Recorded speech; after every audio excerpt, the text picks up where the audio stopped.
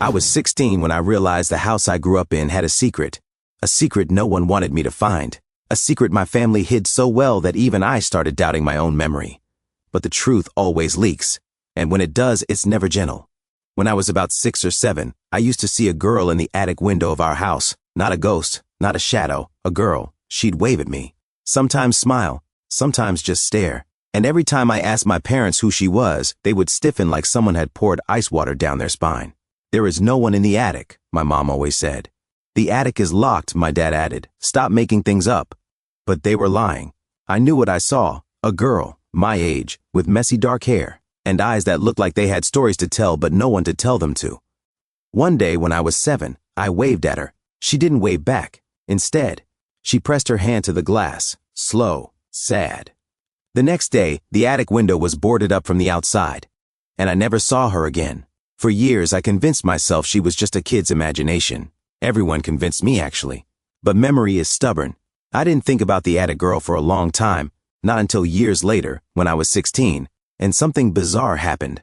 My parents went out of town for the weekend to celebrate their anniversary. I stayed home alone, happy to finally have the house to myself. Around midnight, I heard a thump from upstairs. Not the usual house settling noise.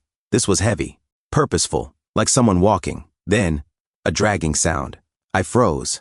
My dog Cooper lifted his head and started growling, the low warning growl he only did when someone unfamiliar was near. I grabbed an old metal flashlight, the only thing heavy enough to make me feel safe, and walked slowly upstairs. And then I realized something that made my skin crawl. The attic door, the one that had been locked my entire life, was cracked open. Just a few centimeters, but open. My breath hitched. My hands shook. I pushed it wider. A cold, dusty smell hit me instantly. Cobwebs, wood, and something else, like old metal. I shined the flashlight inside. Boxes, furniture covered with sheets, an old sewing machine. Then something moved. A shadow, small, quick, human. My heart slammed against my chest. "Is someone there?" I whispered. Silence. I stepped forward, slowly. That's when I saw her. Not a shadow, not a memory. A girl, about 14, with messy dark hair, and eyes that were terrified and familiar at the same time. The same girl I used to see as a kid, except older. Older exactly as much as I was older, as if she had been up here the entire time. I stumbled backward, tripping over a box. She flinched. "Don't tell them," she whispered. My blood went cold. She stayed in the shadows, shaking like a stray cat trapped in a cage. I swallowed hard. "What are you doing up here?" She hesitated, then said quietly, "I live here." My heart thudded. "Since when?" She looked at the floor. "Since I was little." My chest tightened. "That's impossible," I said. "My parents would never." She cut me off. "Your parents didn't want you to know." My knees felt weak. She pointed to an old mattress in the corner, to stacks of empty food cans, to a bucket, to a pile of old blankets. It hit me all at once. She wasn't a ghost. She wasn't a memory. She was a prisoner. In my house. "I heard you sometimes," she said. Laughing, talking, playing music. She swallowed. "You didn't sound like them." My hand shook. She stepped forward into the light. "I'm Maya," she whispered. I think I'm your sister." The air felt thin. My thoughts scrambled. I felt like I was sinking underwater. "My sister," I repeated, dizzy. She nodded. "I remember a little, before they put me up here. We were in the same room once. You were little." I stared at her face, her hair, her eyes. The same eyes as mine. She wasn't lying. My mind raced. Why would my parents hide a child? Why would they lock her away? Why would they lie every time I saw her? I tried to speak, but my voice cracked. "Maya, why are you up here? What did they tell you?" Her lips trembled. "They said I was sick, dangerous, that people couldn't see me, that if the government found out they would take me away, that the world outside would hurt me."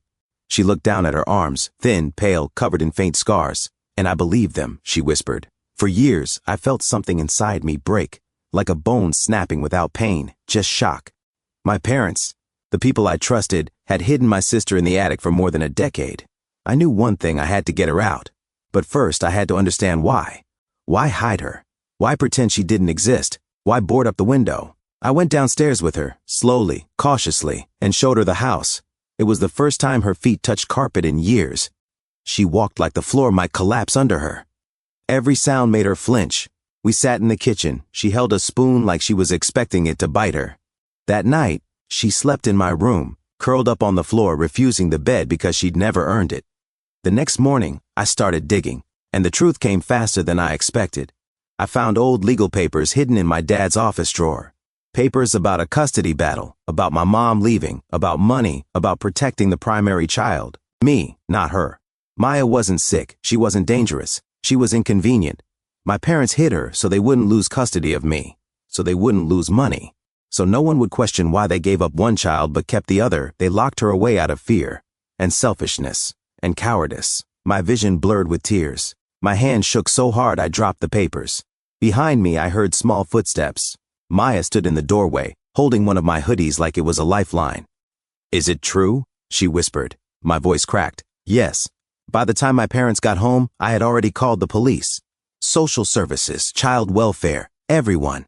Maya hid behind me when they walked through the door. My mom froze. My dad went pale. "Where did you find her?" he demanded, voice trembling. "The attic," I said. "Where you left her." My mom burst into tears. My dad tried to explain, something about protection, stress, no other options. But every excuse made the situation worse. The officers pulled them aside.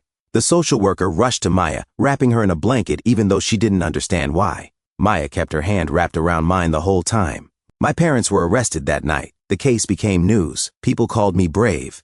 But I didn't feel brave. I felt guilty for not knowing, for not doing something sooner, for playing in the yard while she lived above my head, alone. Maya lives with me now, in a real bedroom, with real windows, real sunlight, real warmth. She still flinches at loud noises, still wakes up from nightmares, still asks permission to eat sometimes. But she's healing, slowly, beautifully. Sometimes at night she sits by the window and stares outside for hours. "The world is bigger than I thought," she whispered once. "It always was," I told her. "You just weren't allowed to see it." She leaned her head against my shoulder. "I see it now," she said softly. "Because of you." And that's when I learned something I never expected. Family isn't who raises you. It's who frees you.